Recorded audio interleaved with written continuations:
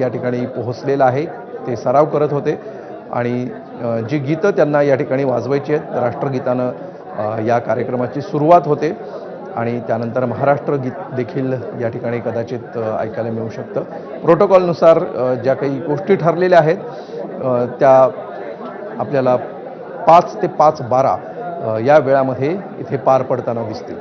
अत्यंत साधेपणानं आणि दुःखाच्या सावटाखाली हा शपथविधी सोहळा पार पडतो आहे आणि या शपथविधी सोहळ्यासाठी मुख्यमंत्री आणि उपमुख्यमंत्री एकनाथ शिंदे हे उपस्थित आहेतच। याशिवाय राष्ट्रवादी काँग्रेसचे सर्व मंत्री या ठिकाणी उपस्थित असणार आहेत। मुख्यमंत्र्यांचा हा ताफा सध्या आपल्याला उजव्या बाजूच्या विंडोमध्ये दिसतो आहे। मुख्यमंत्री देवेंद्र फडणवीस हे सध्या शपथविधी सोहळ्याकडे रवाना होत आहेत। अभिषेक मुठाळ त्यांना फॉलो करत आहेत। अभिषेक, मुख्यमंत्री देखील आता शपथविधी सोहळ्याला निघालेले दिसत आहेत, काय अपडेट्स?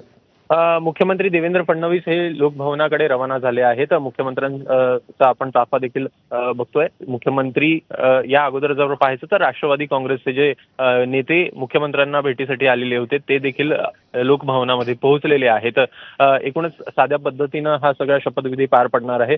उपमुख्यमंत्री पदी सुनेत्रा पवार ह्या आपल्याला ह्या शपथविधी यांचा होताना दिसेल आणि एकूणच त्यानंतर जी खाते वाटपाची प्रक्रिया आहे ती देखील आपल्याला पार पडताना दिसणार आहे। एकूण जवळपास 150 निमंत्रितांच्या मध्ये हा सगळा सोहळा पार पडेल आणि एकूण त्यानंतरच सगळ्या राष्ट्रवादी काँग्रेसचे जे सगळे नेते आहेत ते देखील या शपथविधी सोहळ्यासाठी उपस्थित आहेत। लोकभवनातली ही थेट दृश्य सध्या आपण पाहतो आहोत। ज्या प्रकारे आता जवळपास अर्ध्याहून अधिक हॉल आता भरलेला आहे। सर्व निमंत्रितांपैकी अर्ध्याहून अधिक निमंत्रितांचं या ठिकाणी आगमन झालेलं आहे आणि यातले बहुतांश नेते, आमदार मंडळी, खासदार आहेत, मंत्री आहेत। राष्ट्रवादी काँग्रेसची सगळी नेते मंडळी दिसत आहेत। हसन मुश्रीफ हे सध्या पोहोचलेले दिसत आहेत दरबार हॉलमध्ये आणि प्रोटोकॉलनुसार या सर्व उपस्थितांच्या बसण्याच्या जागा ठरलेल्या आहेत। त्या ठिकाणी हे सर्व उपस्थित ठरलेल्या वेळेत आसनस्थ होतील आणि त्यानंतर 5 वाजता या शपथविधी सोहळ्याला सुरुवात होणार आहे। 17 मिनिटांचा वेळ उरलेला आहे। 17 मिनिटांनी महाराष्ट्राला पहिल्या महिला उपमुख्यमंत्री मिळणार आहेत।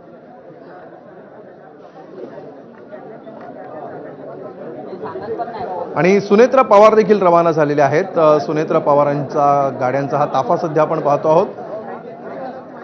काही वेळापूर्वीच मुख्यमंत्री देखील दरबार हॉलकडे रवाना झाले आणि त्यानंतर आता हा जो ताफा दिसतो आहे तो सुनेत्रा पवार यांचा ताफा आहे।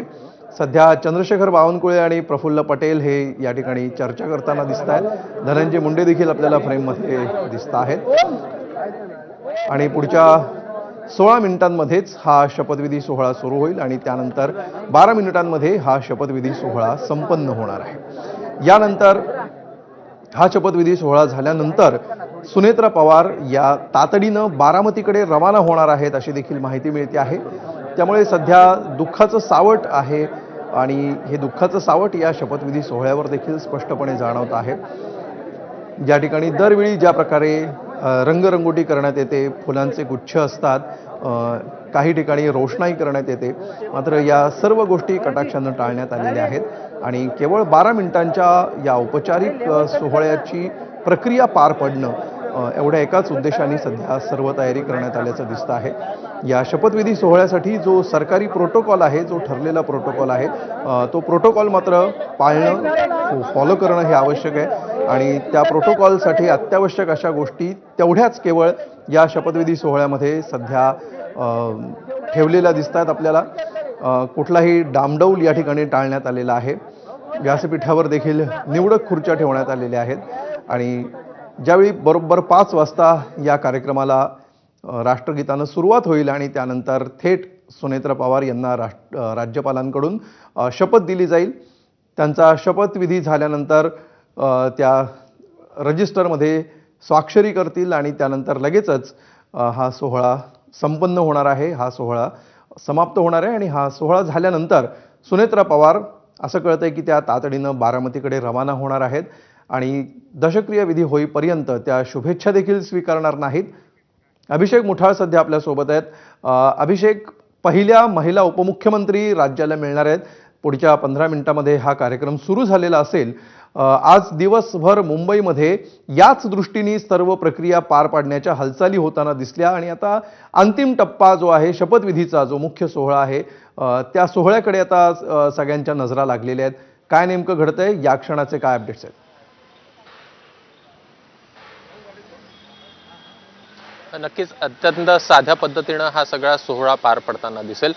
मुख्यमंत्री देवेंद्र फडणवीस हे देखील या सोहळ्याला उपस्थित राहताना आपल्याला पाहायला मिळतं आहे. तो मुख्यमंत्री वर्षा निवासस्थानावरनं रवाना झाले. अभिषेक, तुम्ही लाईनवर राहा, कनेक्टेड राहा. राज्यपाल महोदयांचं सध्या आगमन झालेलं आहे लोकभवन परिसरामध्ये आणि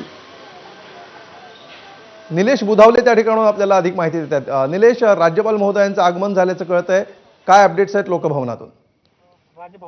लोकभवनमध्ये आता राज्यपाल आलेले आहेत. त्यानंतर काही क्षणांमध्ये लोकभवनमध्ये आता राज्यपाल आलेले आहेत. त्यानंतर काही क्षणांमध्ये मुख्यमंत्री देवेंद्र फडणवीस आणि जे आज उपमुख्यमंत्री पदाची शपथ घेणार आहेत त्या सुनेत्रा पवार ह्या देखील पोहोचणार आहेत. सुनेत्रा पवारांचे काही व्हिज्युअल्स देखील आपल्या हाती लागलेले आहेत.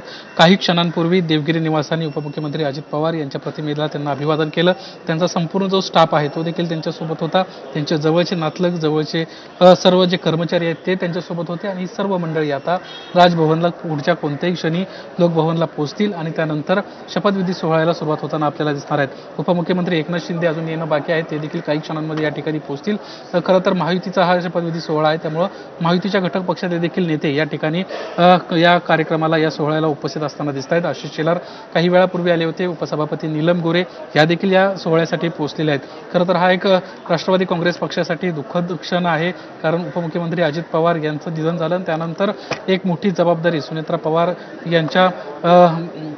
यांच्यावर येऊन ठेपलेली आहे. अशा वेळी संपूर्ण राष्ट्रवादी काँग्रेस पक्ष सावरणं, यानंतर जी आव्हानं सध्या पक्षासमोर आहेत ती सोडवणं आणि राष्ट्रवादी काँग्रेस, शरदचंद्र पवार पक्ष आणि राष्ट्रवादी काँग्रेस पक्ष यांच्या संदर्भामध्ये एकत्रीकरणासंदर्भातल्या ज्या चर्चा सुरू होत्या त्यावर देखील रोखठोकपणे कुठेतरी एक भूमिका मांडणं, अशी वेगवेगळी आव्हानं त्यांच्यासमोर असणार आहेत. त्यामुळं सुनेत्रा पवार या सगळ्या आव्हानांना कशा सामोरे जात आहेत हे पाहणं आगामी काळात अतिशय महत्त्वाचं राहणार आहे. राष्ट्रवादी काँग्रेस पक्षाचे कार्यकर्त्यांपासून नेत्यांपर्यंत सर्वजण लोकभवनला पोहोचत आहेत.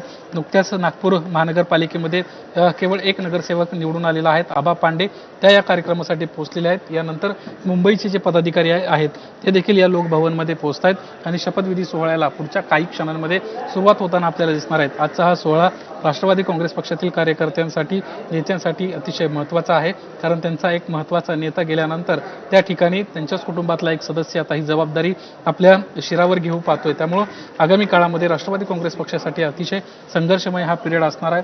उपमुख्यमंत्री म्हणून सुनेत्रा पवार या शपथ घेतील आणि त्यानंतर तातडीनं बारामतीला जातील, अशी देखील माहिती समोर आलेली आहे. कारण सध्या हा दुखवटाचा काळ आहे. 2 दिवस अजित पवारांना च्या निधनाला झालेले आहेत आणि त्यानंतर खरं तर अनेक जण जे आहेत ते बारामतीमध्ये सध्या त्यांना भेटायला येत आहेत. 10वा अजित पवारांचा होईपर्यंत त्या बारामतीच थांबणार आहेत. तोपर्यंत केवळ कार्यकर्त्यांच्या, नेत्यांच्या भेटीगाठी होतील, मात्र कुठलंही पुष्पगुच्छ आणू नये अशा पद्धतीच्या सूचना देखील विधिमंडळाची जी बैठक पार पडली होती त्या बैठकीमध्येच प्रदेशाध्यक्ष सुनील तटकरे यांच्या वतीनं देण्यात आलेले आहेत. राष्ट्रवादी काँग्रेस पक्षाच्या एका महत्त्वाच्या पदावर देखील लवकरच सुनेत्रा पवार जाऊ शकतात, अशी देखील माहिती समोर आलेली आहे. खरं आव्हान असं असणार आहे की आता उपमुख्यमंत्री पदाची शपथ घेतल्यानंतर बारामतीकर कशा पद्धतीनं सुनेत्रा पवार यांचं स्वागत करतात हे पाहणं देखील महत्त्वाचं राहणार आहे. एक महत्त्वाची मंत्री आदिती तटकरे, जी अजित पवारांच्या अतिशय निकटवर्ती होती, ती आता या कार्यक्रमासाठी पोहोचलेल्या आहेत त्या आणि त्यांचा एकंदरीतच आपण मागच्या 2-3 दिवसातली परिस्थिती पाहिली तर अतिशय बिकट होती. सोबत सूरज चव्हाण देखील आहेत. हे दोन्ही असे पक्षातले महत्त्वाचे चेहरे आहेत जे अजित पवारांच्या सातत्यानं जवळ होते. अजित पवारांच्या महत्त्वाच्या ज्या काही जबाबदाऱ्या असायच्या त्याच्यामध्ये प्रामुख्यानं हे दोघं महत्त्वाच्या ठिकाणी आपल्याला पाहायला मिळायचे. आदिती तटकरे यांना तर सातत्यानं दिल्लीच्या बैठका असतील, राज्याबाहेरच्या GST कमिशनच्या बैठका असतील, त्या ठिकाणी अजित पवारांना